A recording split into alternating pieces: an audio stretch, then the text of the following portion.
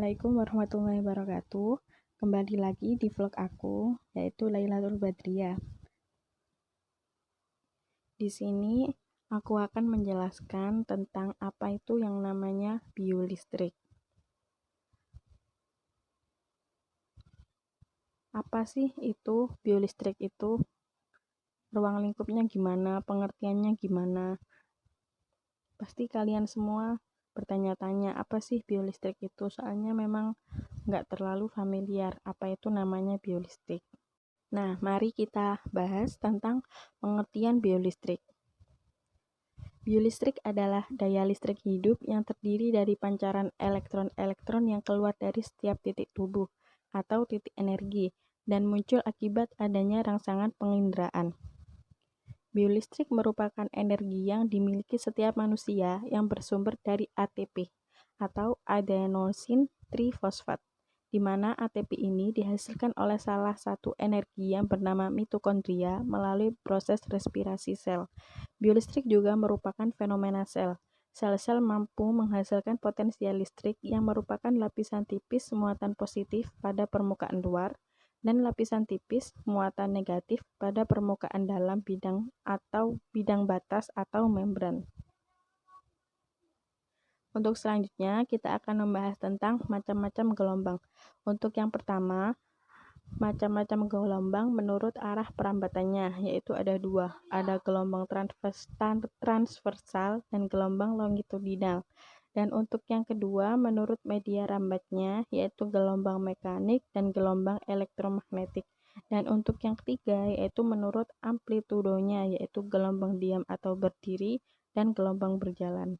Selanjutnya, kita akan membahas tentang pengertian gelombang-gelombang yang tadi. Yang pertama, yaitu gelombang transversal. Gelombang dengan arah getaran tegak lurus dengan arah rambatnya. Satu gelombang jenis ini terdiri dari satu lembah dan juga satu bukit. Contoh gelombang transversal yaitu gelombang pada ria air dan gelombang benang yang digetarkan. Contoh gambarnya seperti ini.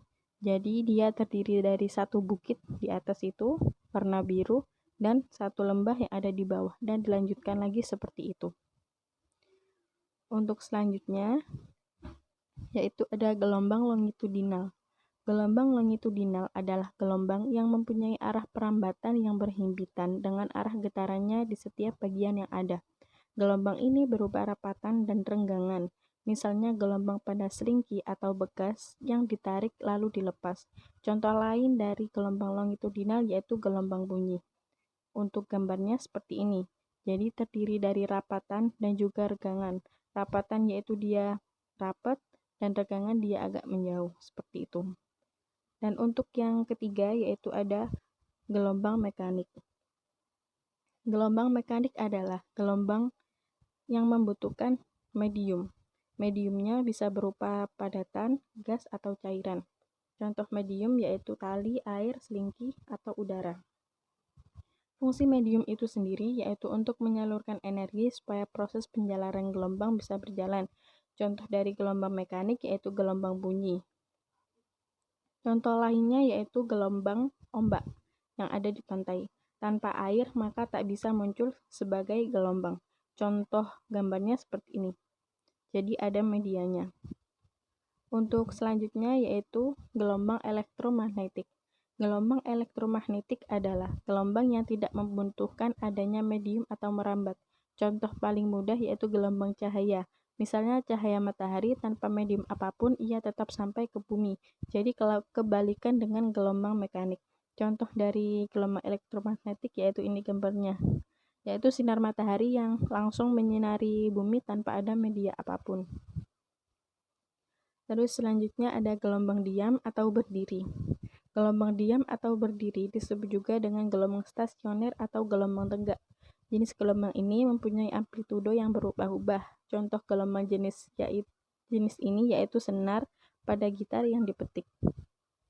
Nah, ini contoh gambarnya, ada gelombang stasioner, ada yang ujungnya tetap dan ada yang ujungnya bebas. Dan untuk yang terakhir yaitu ada gelombang berjalan. Gelombang berjalan yaitu jenis gelombang yang mempunyai amplitudo statis atau tetap di tiap titik yang dilalui gelombang itu sendiri.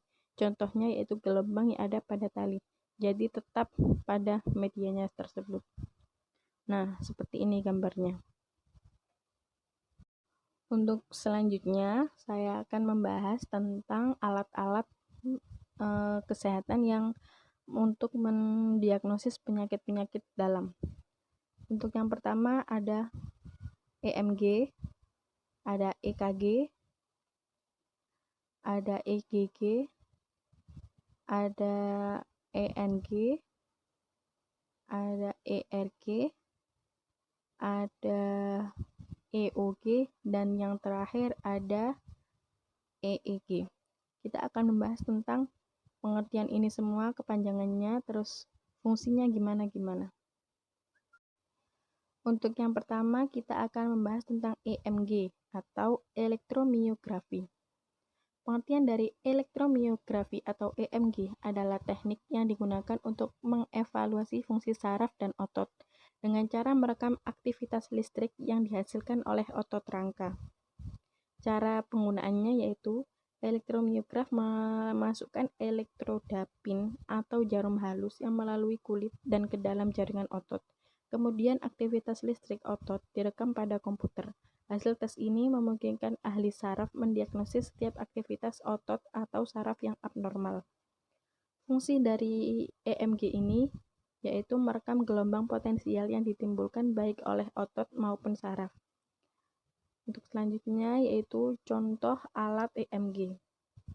Nah, ini yang dimasukkan ke dalam ototnya tadi, jarum tadi.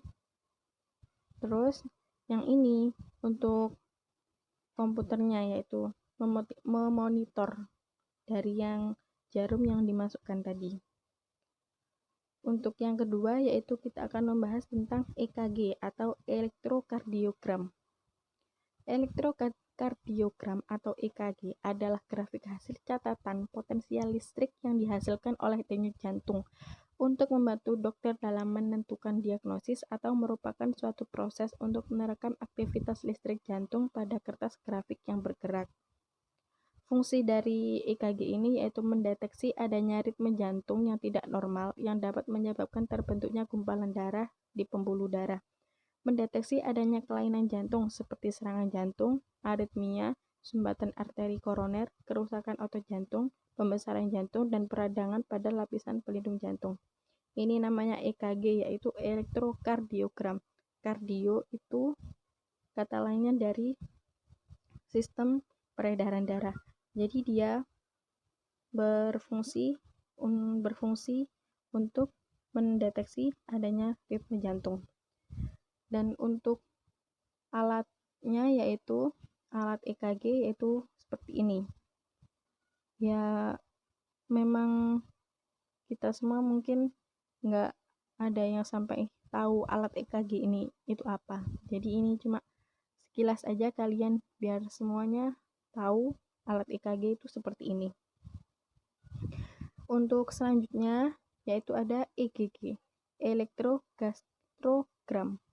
Elektrogastrogram adalah suatu gerakan yang terjadi pada otot-otot pada saluran pencernaan yang menimbulkan gerakan semacam gelombang sehingga menimbulkan efek menyedot atau menelan makanan yang masuk ke dalam saluran pencernaan.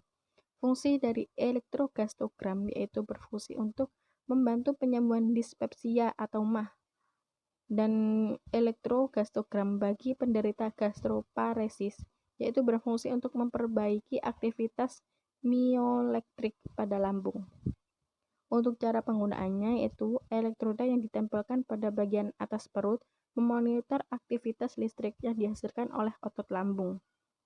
Untuk contoh alatnya seperti ini. Nah, kan mendeteksi pada sistem pencernaannya. Jadi, elektrodanya ditempelkan pada bagian perut. Terus dimonitor sama komputer itu tadi. Untuk selanjutnya yaitu ada ENG atau elektroneurogram. Yaitu elektroneurogram adalah sebuah alat untuk mengukur kelistrikan saraf yang dapat menghasilkan data kelistrikan. Namanya ENG yaitu ada neuro. Neuro pasti bersangkut paut dengan saraf. Dan fungsinya yaitu untuk mengetahui keadaan lengkungan refleks, mengetahui kecepatan konduksi saraf motoris dan sensoris, serta untuk menentukan penderita miastenia gravis. Untuk cara penggunaannya yaitu sebuah elektroneurogram biasanya diperoleh dengan menempatkan elektroda di jaringan saraf. Aktivitas listrik yang dihasilkan oleh neuron dicatat oleh elektroda dan dikirim ke sistem akuisisi, yang biasanya memungkinkan untuk memvisualisasikan aktivitas neuron. Setiap garis vertikal di elektroneurogram merupakan salah satu potensial aksi saraf, tergantung pada presisi dari elektroda yang digunakan untuk merekam aktivitas saraf. Sebuah elektroneurogram dapat berisi aktivitas neuron tunggal untuk ribuan neuron.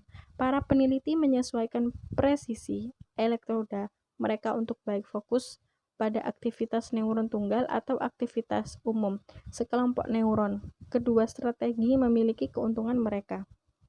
Untuk contoh alat ENG yaitu seperti ini, yaitu pada sarafnya dan nanti di monitor juga pada itu. Dan untuk selanjutnya yaitu ada ERG, elektroretinogram. Ini pasti berhubungan dengan retina. Pengertian dari elektroretinogram yaitu adalah tes mata yang mengevaluasi fungsi retina, film yang melapisi bagian dalam mata. Uji ERG membantu mendiagnosa penyakit pada retina. Dan fungsinya yaitu untuk mencatat bentuk kompleks potensial biolistrik yang terdapat pada retina mata, yang dikerjakan melalui rangsangan cahaya pada retina. Untuk cara penggunaannya, yaitu pasien akan memakai tambahan mata dan duduk dalam ruang gelap selama 30 menit. Kemudian peneliti akan menempelkan elektroda ke dahi pasien dan tidak menimbulkan rasa sakit. Begitu juga semua pengguna elektroda dalam tes ini. Setelah itu, tambalan pada mata dilepaskan. Permukaan mata pasien akan mati rasa dengan tetes mata dan lensa kontak yang akan ditempatkan pada mata pasien. Pasien tidak dapat melihat, kemudian disorotkan cahaya, dan mata akan berkedip. Yang berkedip adalah lensa kontak pada mata ketika disorot cahaya. Contoh dari alat ERG yaitu seperti ini. Jadi wajahnya yang masuk untuk mendiagnosis retinanya ada bermasalah atau tidak. Selanjutnya yaitu EOG, elektrookulogram. Elektrookulogram yaitu suatu pengukuran atau pencatatan berbagai potensial pada kornea retina sebagai akibat perubahan posisi dan gerakan mata. Untuk yang tadi itu retina, dan untuk yang selanjutnya ini EOG yaitu korneanya retina. Fungsinya untuk mencatat atau mengukur berbagai potensial pada kornea retina sebagai akibat perubahan posisi dan gerakan mata. Untuk cara penggunaan, sepasang elektroda dilekatkan di kedua sisi mata.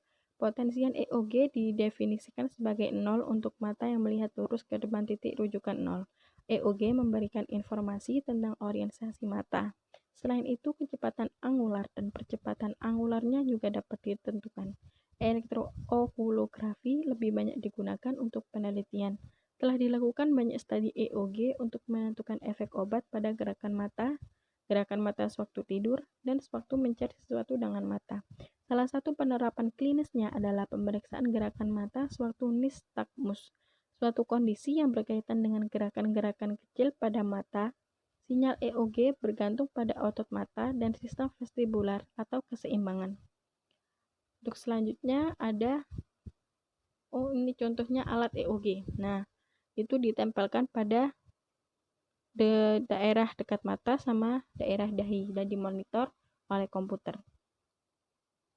Selanjutnya yaitu ada EEG, elektroencephalogram, yaitu rekaman aktivitas listrik otak yang digunakan untuk mendiagnosis kondisi neurologis seperti gangguan kejang atau epilepsi. Fungsinya yaitu mendiagnosa dan mengklasifikasikan epilepsi, mendiagnosa dan melokasi tumor otak, infeksi otak, pendarahan otak, dan Parkinson. Mendiagnosa lesi desa ruang lain, mendiagnosa cedera kepala, periode keadaan pingsan atau dementia, narkolepsi, memonitor aktivitas otak saat seseorang sedang menerima anestesia umum selama perawatan. Untuk cara penggunaannya yaitu dapat diukur dengan menempatkan elektroda di kulit kepala melalui tengkorak yang tidak dibuka atau dengan elektroda yang diletakkan di atas atau di dalam otak. Contoh dari alat EEG yaitu seperti ini. Ini untuk memonitornya komputernya, dan ini untuk yang mendeteksinya yang ditempelkan pada kulit kepala. Sekian untuk pembahasan dari biolistrik yang pertama ini, dan untuk selanjutnya di vlog selanjutnya saya akan membahas tentang biolistrik juga yang bersangkut paut dengan saraf dan jantung. Terima kasih, semoga bermanfaat bagi semuanya. Wassalamualaikum warahmatullahi wabarakatuh.